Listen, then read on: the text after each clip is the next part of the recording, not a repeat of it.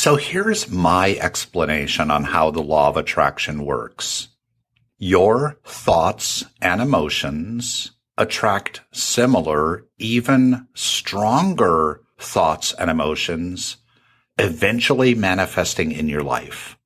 What we think about, we bring about. If your present circumstance is not what you want, but your primary thoughts are, I'm so sick of this, I can't stand this, then your focus is on your present circumstance, and you'll attract more of that into your life. Now you may say, Jeff, I've tried to focus on what I do want, and the bad just keeps happening.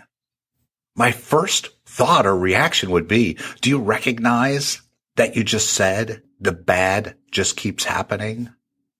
Looking back at how the law of attraction works, we should be able to see this statement alone is largely keeping us stuck. Here's the good news. I have faith in you. I have faith in the fact that any area of your life can experience vast improvement.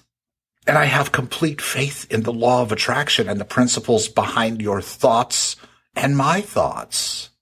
Remember, we must focus on what it is we do want